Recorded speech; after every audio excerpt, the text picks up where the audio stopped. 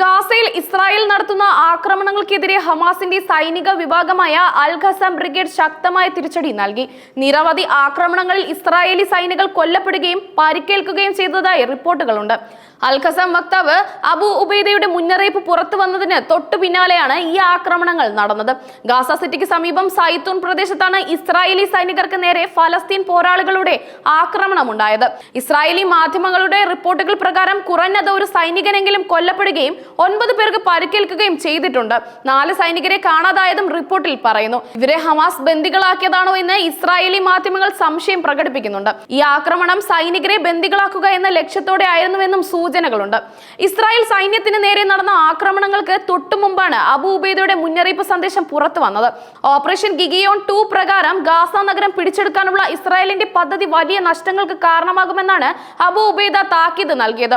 യുദ്ധമേഖലകളിൽ തടവുകാരെ പാർപ്പിച്ചിരുന്നതിനാൽ അതീവ ജാഗ്രതയിലാണെന്നും എന്നാൽ ദൃഢനിശ്ചയത്തോടെ പോരാടാനാണ് തീരുമാനിച്ചിരിക്കുന്നതെന്നും അദ്ദേഹം മുന്നറിയിപ്പ് നൽകി. ഏതാനും മണിക്കൂറുകൾക്കിടെ ഹമാസിന്റെ ഭാഗത്തു നിന്ന് 4 ആക്രമണങ്ങളാണ് ഉണ്ടായതെന്ന് ഇസ്രായേലി മാധ്യമങ്ങൾ റിപ്പോർട്ട് ചെയ്യുന്നു. ഒക്ടോബർ 7-ന് ശേഷം സൈനികർക്ക് നേരെ ഉണ്ടായ ഏറ്റവും ഭീകരമായ ആക്രമണങ്ങളിൽ ഒന്നാണതെന്നും റിപ്പോർട്ടുകൾ പറയുന്നു. പ്രതിരോധ പോരാളികൾ രാത്രി കാഴ്ച നൽകുന്ന ഗ്ലാസുകൾ ഉപയോഗിച്ചാണ് സൈന്യത്തെ കണ്ടെത്തിയതെന്നാണ് ചില റിപ്പോർട്ടുകൾ. ഈ ആക്രമണത്തെ തുടർന്ന് പ്രതിരോധ സേനയെ ഭയന്ന് ഹെലികോപ്റ്ററുകളിൽ സൈന്യത്തെ ഒഴിപ്പിക്കുന്നതായും സൂചനയുണ്ട്. അതേസമയം ഗാസയിൽ ഇസ്രായേലി സൈന്യത്തിന്റെ വംശഹത്യ ആക്രമണം ശക്തമായി തുടരുകയാണ്. ഇന്നലെ 51 പേരെ കൂടി സൈന്യം കൊലപ്പെടുത്തി. മധ്യ ഗാസയിലെ നെറ്റ്സാരിം അതിർത്തിയിൽ സഹായം തേടിയെത്തിയ 7 പേരെ ഇസ്രായേൽ സൈന്യം വെടിവെച്ചു കൊന്നു. വ്യാഴാഴ്ച 59 പേരെ ഗാസയിൽ കൊലപ്പെടുത്തിയിരുന്നു. ഇതിൽ 23 പേർ സഹായം തേടിയെത്തിയവരാണ്. ഗാസ സിറ്റിയിലെ അൽ മവാസി മേഖലയിലാണ് ഇസ്രായേൽ സൈന്യം കൂട്ടക്കൊല നടത്തിയത്.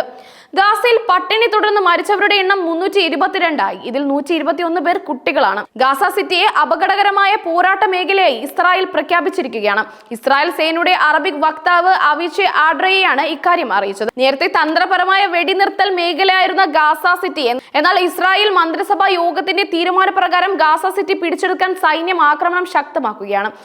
ഗാസ സിറ്റിയിലെ തന്ത്രപ്രധാനമായ സൈത്തൂൺ പ്രദേശത്താണ് ഹമാസ് പോരാളികൾ ഇസ്രായേലി സൈനികർക്ക് നേരെ ആക്രമണം നടത്തിയത്. ഒക്ടോബർ 7-ന് ശേഷം ഇസ്രായേലി സൈന്യത്തിന് നേരെ നടന്ന ഏറ്റവും ശക്തമായ ആക്രമണങ്ങളിൽ ഒന്നാണ് അന്താരാഷ്ട്ര മാധ്യമങ്ങൾ റിപ്പോർട്ട് ചെയ്യുന്നു. ഒക്ടോബർ 7-ന് ശേഷം ഇസ്രായേലി സൈന്യത്തിന് നേരെ നടന്ന ഏറ്റവും ശക്തമായ ആക്രമണങ്ങളിൽ ഒന്നാണിതെന്ന് അന്താരാഷ്ട്ര മാധ്യമങ്ങൾ റിപ്പോർട്ട് ചെയ്യുന്നു. നിലവിലെ സാഹചര്യം ഒരു തുറന്ന യുദ്ധത്തിലേക്കാണ് നീങ്ങുന്നതെന്നും സാധാരണക്കാർ കൂടുതൽ ദുരിതങ്ങൾ വരുത്തിവെക്കുമെന്നും രാഷ്ട്രീയ നിരീക്ഷകർ ആശങ്കപ്പെടുന്നു.